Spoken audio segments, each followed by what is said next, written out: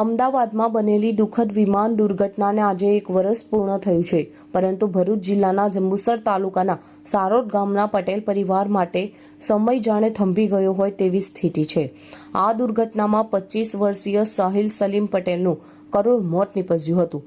1 વર્ષ બાદ પણ પરિવારના આંસુ સુકાયા નથી અને ઘરના દરેક ખૂણે આજે પણ સાહિલની યાદો જીવંત છે। વિદેશમાં ઉજ્જવળ ભવિષ્યના સપનાઓ લઈને ઘરેથી નીકળેલો સાહિલ હવે ક્યારેય પરત નહીં આવે એ હકીકત પરિવાર માટે આજે પણ અસહ્ય બની રહી છે। માતા પિતા સહિત સમગ્ર પરિવાર હજુ પણ આ આઘાતમાંથી બહાર આવી શક્યો નથી। સાહિલના પિતા અને ભાજપના આગેવાન સલીમભાઈ ગઢદુ પટેલે જણાવ્યું હતું કે સંતાન ગુમાવવાનું દુઃખ કોઈ પણ માતા પિતા માટે સૌથી મોટી પીડા હોય છે। 1 વર્ષ પછી પણ પરિવાર ન્યાયની રાહ જોઈ રહ્યો છે અને દુર્ઘટનાના જવાબદારો સામે કડક કાર્યવાહી થાય તેવી માંગ કરી રહ્યો છે। આ દરમિયાન સાહિલની બહેન સાહિસ્તા પટેલે પણ પોતાની વ્યથા વ્યક્ત કરતા જણાવ્યું હતું કે ઘરમાં સૌથી નાના ભાઈને ગુમાવવાનો આઘાત અમારા પરિવાર માટે અસહ્ય રહ્યો છે। મારા માતા પિતા આજે પણ ડિપ્રેશનની દવાઓ લઈ રહ્યા છે।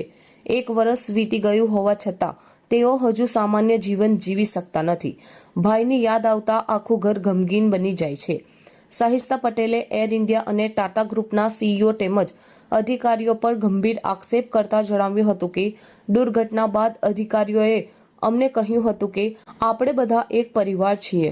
તેમણે મેડિકલ સહાય, શિક્ષણ અને નોકરી સહિતની વિવિધ મદદના વાયદા કર્યા હતા, પરંતુ આજે સ્થિતિ એવી છે કે અમારા ફોન ઉપાડવામાં આવતા નથી અને મેસેજનો પણ જવાબ આપવામાં આવતો નથી। શરૂઆતમાં અપાયેલા આશ્વાસનો હવે માત્ર શબ્દો પૂરતા જ રહ્યા છે।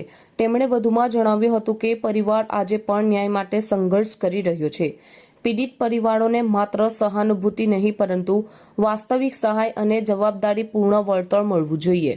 મારું નામ સાહિસ્તા છે અને મારો ભાઈ સાહિલ સલીમ પટેલ 25 વર્ષનો હતો જે એર ઇન્ડિયાના પ્લેન ક્રેશમાં ગુજરી ગયેલ છે। ઇન્વેસ્ટિગેશન તો થવું જ જોઈએ, કેમ કે અમને એવો ન્યાય મળવો જોઈએ કે જેની ભૂલના કારણે કે જેની સાજિશના કારણે થઈ હોય તો અમને ઇન્સાફ તો મળવો જ જોઈએ, કેમ કે જેના લીધે કરતા હોય તેને સજા મોત નહીં મળવી જોઈએ। મારો ભાઈ તો બેકસૂર હતો, વગર ગુને ગુજરી ગયો। મેં અહીંયાથી એટલી ખુશીથી બેગ્સને બધું પેક કરીને મોકલો તો મારા હાથથી બેગ્સ પેક કરી હતી, એટલી ખુશી જતો તો અમને તો ખબર બી ના કે અહીંયા ઘરે આવશે।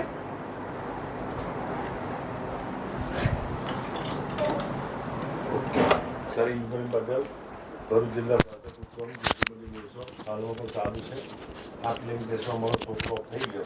એ પ્લેન ખરેખર દિલ્હીથી નીકળ્યું ત્યારે એની ટિકિટની એસી ના ચાલતા હતા અને એ પેસેન્જર અમદાવાદ એરપોર્ટની ઉપર ખરેખર રજૂઆત કરેલી, પછી તો ઉડાડવું ના જોઈએ। ઓની પાછળ કોની સાજિશ છે અને જેની સાજિશ હોય એને ફાંસીની સજા મળવી જોઈએ। સરકાર પાસે અપેક્ષા રાખું છું।